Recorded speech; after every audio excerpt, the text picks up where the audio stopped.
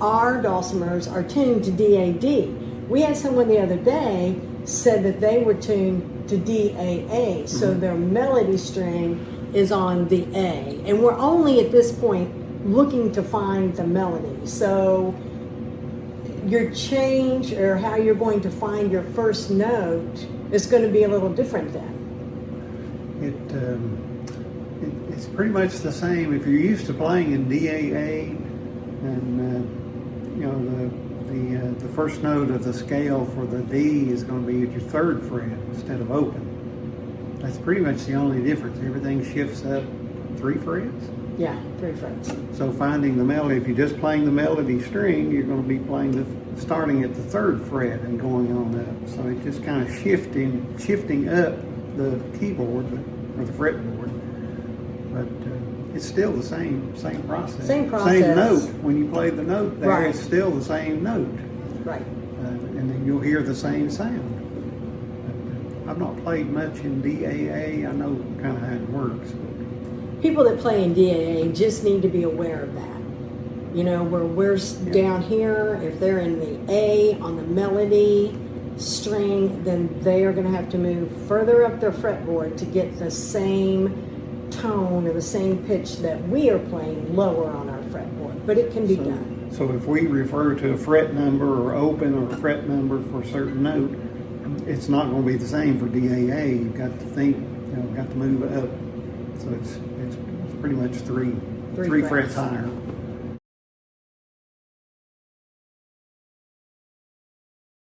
We had one question come in from a participant, and she says, when I try humming Old Joe Clark or audiating it in her head, it comes out as the tab numbers, and she wondered if that was a good thing or a bad thing. And what do you say, Rick? I don't think it's necessarily a bad thing, but she's probably played that one long enough. She's probably got the numbers memorized. That's in her head instead of the tune. But what we're going for now is to get that melody in your head more Right. so it's maybe the first thing that you think of or see in your head. And it's different. You don't want to be thinking 4, 5, 6. You don't want to be thinking those numbers because that is more the traditional memorizing. And we want more of the memorizing that's just where the song is in your head and you are recreating or matching those tones. Right. The tone. That's the key word. Not the fret number, not the note. Is it a D or an E or which fret is it? It's never that. It's the tone. It's what you hear in your head. So Nobody else hears it but you. If you're like this person and you're thinking fret numbers, just kind of wait till we get to another song that you don't know and don't already have memorized, and it'll probably work better for you.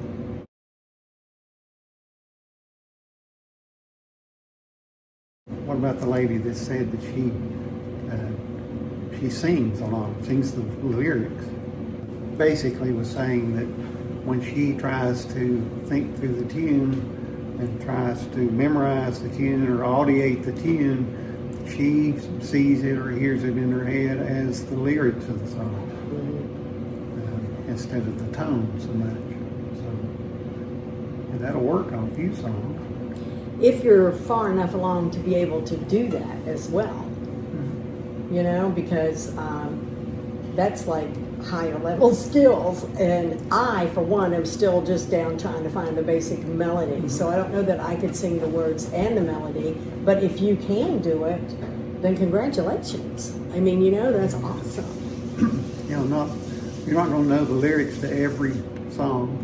It's going to be a new song. You won't have any idea other than you're wanting to learn the melody basically to start to play by ear. But you won't know the lyrics, or there's going to be a song out there that you wouldn't know the lyrics to. Like I mentioned, Whiskey Before Breakfast. Sing that for me. And most people wouldn't know that there were even lyrics to it. I didn't. But the people who specialize in audiation, which we don't, but the people that do and know what they're talking about, they suggest that you work on just the pitch and the tone. So if you know the lyrics already, you may be able to incorporate them if you know your skills are high enough to do that. If they're not, then don't worry about it. Just concentrate on the pitch and the tone. And once you get all that down, if you want to learn the lyrics, then you can probably add it in the future. There's already going to be a lot going through your brain, so don't let that hinder you. that you have to I have to sing along in my head at the same time that I'm trying to figure out the notes of the song. So that's just a lot to additional think pressure. about. Additional Yeah. pressure. So Yep. take it easy.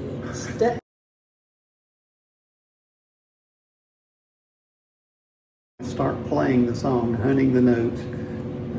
I don't think notes. I don't think where's an A or a G Right. or a D. That doesn't even enter my brain at all. Or what's the fret number? I don't think about that at all. Or what's the chord that I'm playing? That doesn't mean anything at all to me. It's all by the tone of the sound. All of it is. Right. That's it. There's nothing else. Or the words of the song. I never think the lyrics of a song. We were talking about that the other day, that when I would listen to music, and when I was growing up listening to music, I would key mostly on to the instrumentation and the sounds there, or harmonies of the singing, not necessarily the lyrics or the words. So it's just something that you're completely different. Yeah, words were my thing, and to learn the words and sing along with them. And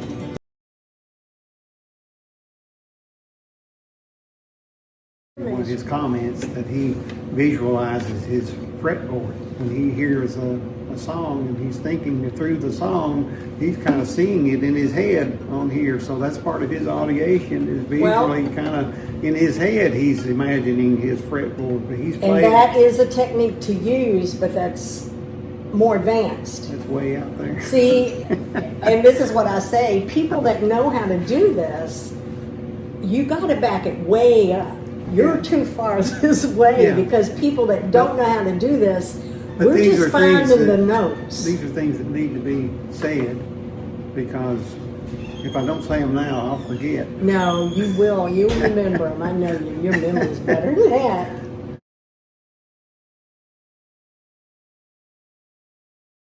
Airplane and tab or music reading. Mm-hmm. Do you think one is superior?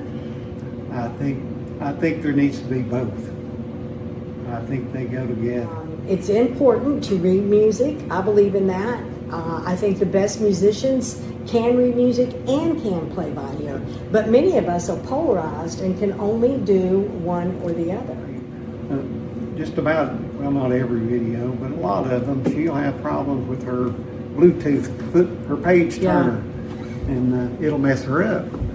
And I'll just make a joke, and I'll say, well, you're not going to, I know she's learned by ear, so I'll say, well, you're not going to need that much longer. You can throw that away. But that's a joke. It's still important that somebody has the tab or the music. That tells you exactly what to do. But once you learn to play by ear, you don't have to follow all of that, but it sure gets you started and tells you all the important things about a song, which you don't necessarily know. That audiation doesn't really tell you that. Right.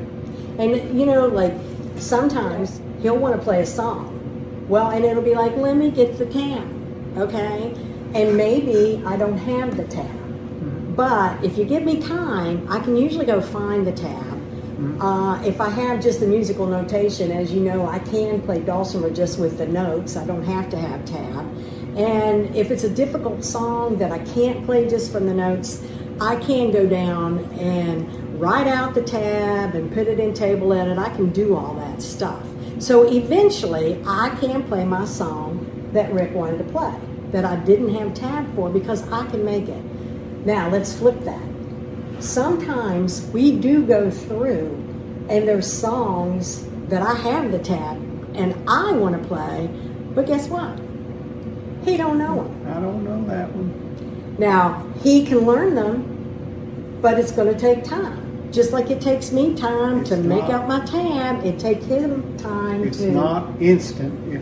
if I've never heard the song before, if it's a tune that's not familiar at all to me, a brand new tune that I've never heard, I'll be struggling for quite a while. Some of the songs and stuff that we play are very nice, fancy arrangements made by different composers or arrangers rather.